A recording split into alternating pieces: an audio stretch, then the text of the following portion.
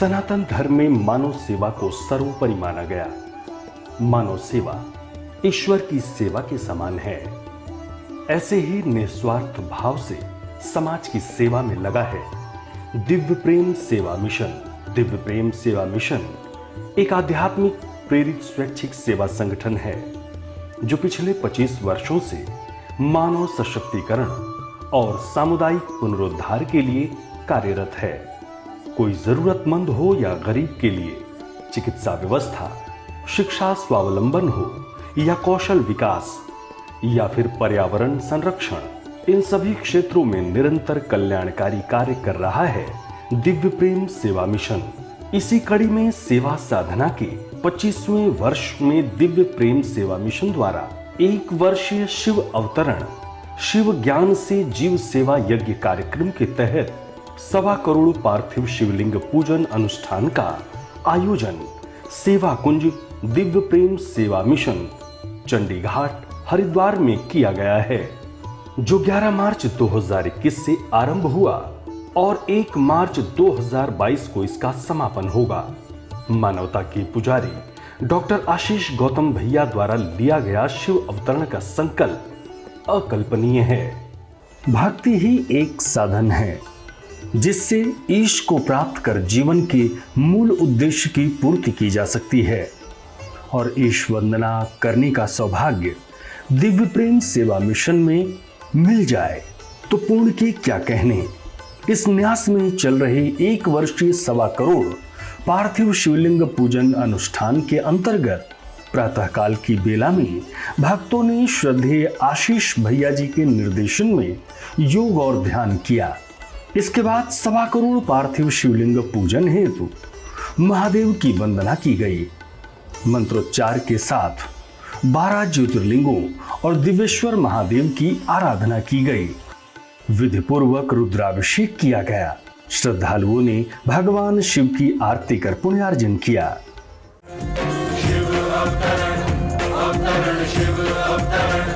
दिव्य प्रेम सेवा मिशन के सेवा साधना के 25वें वर्ष में प्रवेश के उपलक्ष्य में, जिसको हम लोग रजत जयंती वर्ष कहते हैं, एक विशेष प्रकार का दिव्य संकल्प 1.25 कोटि पार्थिव शिवलिंग का निर्माण, पूजन, अर्चन, स्तवन, अभिषेक, विसर्जन, माँ नर्मदा के गोद से प्राप्त 12 ज्योतिर्लिंग का नित्य वैदिक विधि विधान से पूजन, पाठ, अभिषेक, श्रृंगार, आरती, शिव ज्ञान से जीव सेवा का भाव, शिव के अवतरण का भाव, शिव की शरण में जाने का भाव, सेवा साधना संबोधि का भाव, सेवा मिशन द्वारा 25 वर्ष में 25 से ज़्यादा तो चलने वाले सेवा आयाम, सेवा गतिविधियाँ, सेवा प्रकल्प, सेवा संकल्प, ये सभी और अधिक दायित्व बोध के साथ, कर्तव्य बोध के साथ समाज के ज़रूरतमंदों के प्रति अपने कर्म योग को उनके लिए, उनके जीवन के आर्थिक, सामाजिक, शैक्षणिक, स्वास्थ्य और पर्यावरणीय उत्थान के लिए समर्पित कर सके, यही इसका हेतु। लाखों पार्थिव शिवलिंग का निर्माण अभी तक हो गया है। नित्य प्रतिरोज देश भर से कार्यकर्ताओं का आवागमन प्रारंभ है शिव अवतरण के भाव में उतरने का और अपने पार्थिव शिवलिंग के रूप में शिव ज्ञान से जीव सेवा यज्ञ में आहुतियां प्रदान करने का। इसी के साथ में नित्य चल रहे अपने आत्म संवाद अंतर यात्रा शिविर में प्राणायाम, योग के नियमित दैनिक अभ्यास के साथ में हम लोग जो अपना आध्यात्मिक जीवन के उत्थान के लिए, आध्यात्मिक जीवन में प्रवेश के लिए कुछ अभ्यास करते हैं, कुछ चर्चा करते हैं, उसमें से आज हम लोग भगवान श्री कृष्ण द्वारा गाई गई गीता के 6वें अध्याय के 43वें श्लोक में प्रवेश करते हैं। तत्र तं बुद्धिसंयोगं लभते पौरवदेहिकं यतते च ततो भूयः संसिद्धौ कुरु नंदन। वहाँ उस पहले शरीर में संग्रह किए हुए बुद्धि संयोग को अर्थात समबुद्धि रूप योग के संस्कारों को अनायास ही प्राप्त हो जाता है और हे कुरुनंदन उसके प्रभाव से वह फिर परमात्मा की प्राप्ति रूप सिद्धि के लिए पहले से ही बढ़कर प्रयत्न करता है। भगवान श्री कृष्ण लगातार अर्जुन के प्रश्न के उत्तर में, उसका प्रश्न वही है, गहरा प्रश्न है, गंभीर प्रश्न है, हम सभी जीवधारी मात्र का प्रश्न है कि हमने जिंदगी भर जप तप किया, साधना की, योग किया, दान किया, शुभ कर्म किया, तपश्चर्या की, जंगल में रहे, पहाड़ में रहे, गुफा में रहे, तीर्थ में रहे, भक्ति योग, ज्ञान योग, जप योग, लय योग, ध्यान योग, कर्म योग में हम रत रहे। किसी प्रकार की भौतिक और स्वर्ग की आकांक्षा नहीं रखी, केवल परम पिता परमेश्वर का ध्यान, उनकी आराधना, उनकी प्राप्ति। लेकिन कुछ हो सकता है, कुछ कारण, कुछ शेष कर्म रहे हों, साधना कुछ शेष बची हो, समत्व बुद्धि में, समत्व योग में पूर्णतया प्रस्थापित न हो पाए हों। अब उस समय जब शरीर छूट गया बेहोशी की अवस्था में तो क्या होगा, ऐसे प्रश्नों का उत्तर,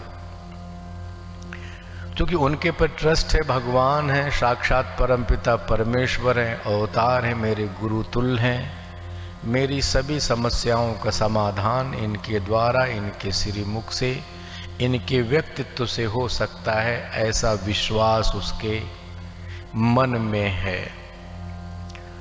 तो आगे भगवान कृष्ण चूंकि 2-3 श्लोक में जवाब दे चुके हैं, योग भ्रष्ट पुरुष का जन्म, योग भ्रष्ट पुरुष की साधना। अब इसमें कह रहे हैं कि जो उसके पास कर्म योग, भक्ति योग, ज्ञान योग, जप योग, ध्यान योग, लय योग, सभी योग से प्राप्त जो भी उसके बुद्धि संयोग में संग्रह है,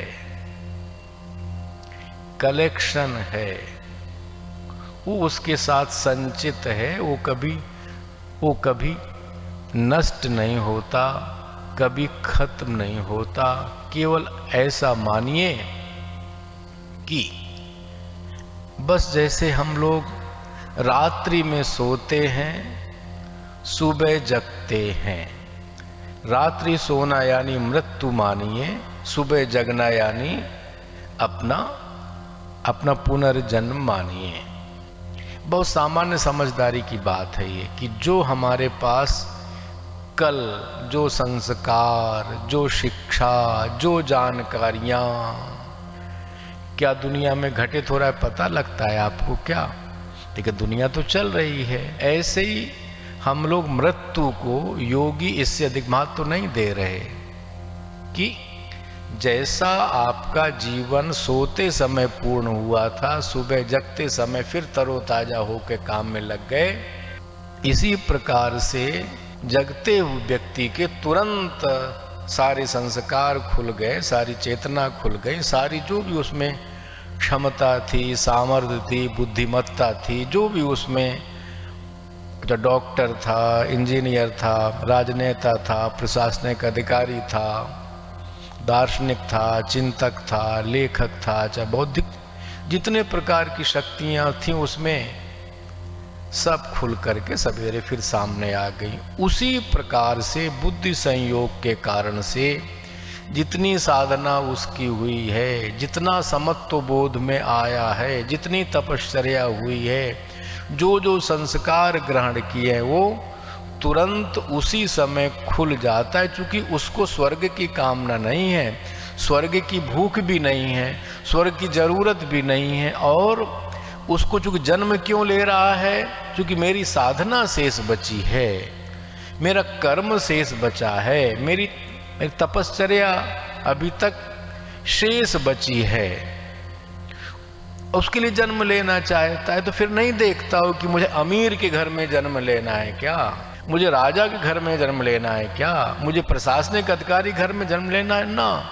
वो आत्मा नहीं सोचती, सोचती क्या है, मेरी साधना के अनुकूल जो जगह मिल जाए, जो परिस्थिति मिल जाए, जो स्थिति मिल जाए, जो व्यक्ति मिल जाए, मेरा पर्याप्त है। मुझे नहीं चाहिए संपत्ति, मुझे नहीं चाहिए नाम, मुझे नहीं चाहिए हमको यश, हमको नहीं चाहिए कीर्ति।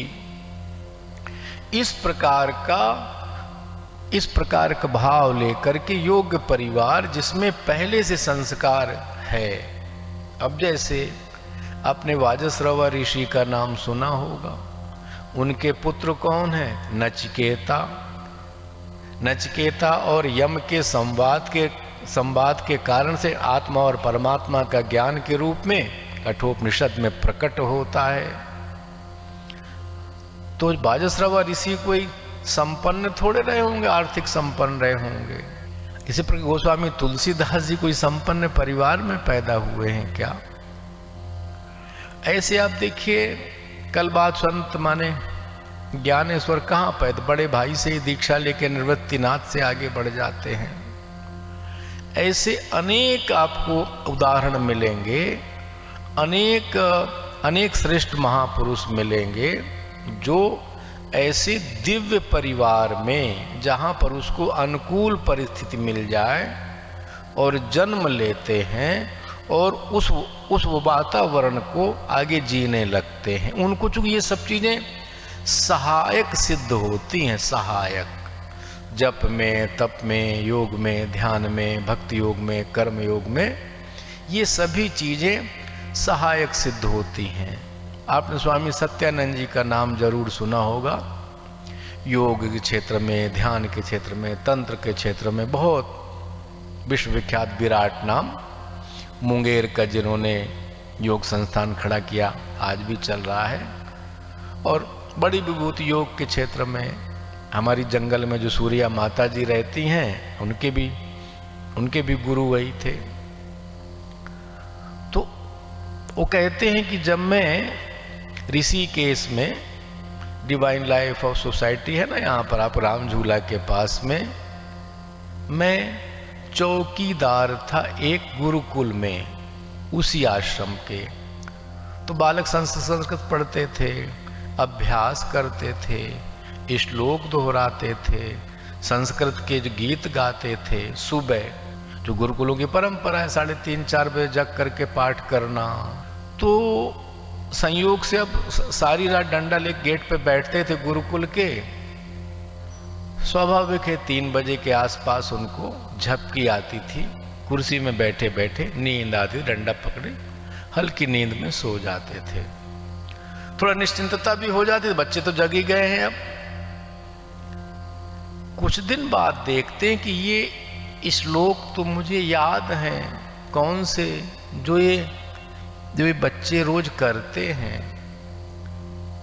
यानी अवचेतन मन में संस्कार चूंकि पूर्व जन्म के रहे होंगे, पूर्व जन्म के, इस जन्म में इसी नाते गुरुकुल में उनको चौकीदार का काम मिला। फिर वही चीज अग्नि जल गई, चूंकि ऊपर से राख से ढका था, हट गई राख, चिनगारी माने उभर के सामने आ गई। यानी बच्चों के संस्कृत श्लोक पाठन से उनकी फ्रीक्वेंसी जुड़ गई, पुनः जागृत हो गई। तब हमको केवल समझना है कि योग्य वातावरण कोख से लेकर के, यानी मां की गर्भ से लेकर के और जन्म तक, जन्म से लेकर के जो वहाँ का एटमॉस्फेयर है, वहाँ का जो वातावरण है, वहाँ का जो ये सब बातें हमारे पुनर्जन्म के बाद साधना में सहायक सिद्ध होती हैं। अब एक बात अपने बारे में समझ लीजिएगा आप सब लोग जो सामने बैठे हैं दिव्य प्रेम सेवा मिशन के सेवा कुंज परिसर में शिवोत्तरण मंडपम में, कि निश्चित तौर पर पूर्व जन्म का कोई ना कोई आपकी साधना है, तपश्चर्या है।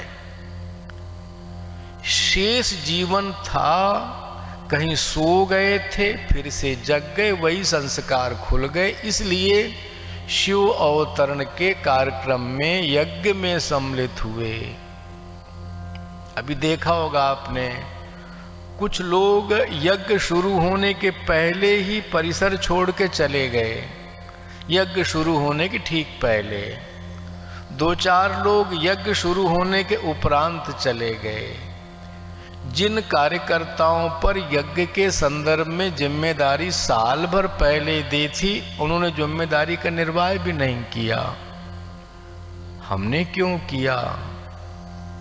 अब ये देवेंद्र जी हमीरपुर से क्यों चले आए? इसी साल क्यों आना जरूरी था इनका? अर्थात पूर्व जन्म का संचित संस्कार है, जन्म जन्मांतर का संचित संस्कार है, जन्म जन्मांतर का जो संचित कर्म है, जो हमारी साधना है, शेष बची है, उसके लिए जन्म लेना पड़ता है। इसलिए हमको इसी शरीर में भोगते हुए जिस लिए जन्म हुआ है हमारा, उसको जाना जाए, पहचाना जाए, समझा जाए। झुग्गी में पैदा हो सकते हैं, कहीं भी देश विदेश में पैदा हो सकते हैं, जहां से यात्रा हमारी शुरू हुई है, अंत हुआ है, सोते समय वहीं से हमको शुरू करने का संकल्प लेना है। सायंकाल में रुद्राक्ष वृक्ष के सम्मुख महादेव की मंगल आरती की गई। दिव्य प्रेम सेवा मिशन द्वारा संचालित सेवा के विविध प्रकल्प, चिकित्सालय, विद्यालय, छात्रावास, पर्यावरण संरक्षण, हरितम संवर्धन, गंगा स्वच्छता, ग्रामीण क्षेत्रों को प्रेरणा देने का प्रयास, नवयुवकों के माध्यम से सेवा कुंज परिसर गंगा भोगपुर तल्ला पौड़ी गढ़वाल से संचालित हो रहा है। सेवा मिशन के इस पुनीत प्रकल्प में सहयोग देकर आप भी पुण्य के भागी बने। संस्था का बैंक अकाउंट है दिव्य प्रेम सेवा मिशन न्यास, शाखा Haridwar, Uttarakhand. ICICI bank account number 0239010000105, IFSC code ICIC 0000239। सेवा मिशन को दी जाने वाली राशि आयकर अधिनियम की धारा 80G के तहत आयकर मुक्त होगी। दिव्य प्रेम सेवा मिशन शिव ज्ञान से जीव सेवा यज्ञ, 1 वर्षीय अनुष्ठान, 1.25 करोड़ पार्थिव शिवलिंग पूजन से जुड़े संपर्क सूत्र 9412917497, 9219669687, WhatsApp number 9713283333, email ID contact@shiv-avtaran.org, website www.shiv-avtaran.org। Divya प्रेम सेवा मिशन की कल्याणकारी सेवा कार्यों से जुड़ने के लिए संपर्क करें। संपर्क सूत्र 9219595552, 8865046734, WhatsApp number 9219595552, email ID divyprem03@gmail.com, website www.divyprem.co.in।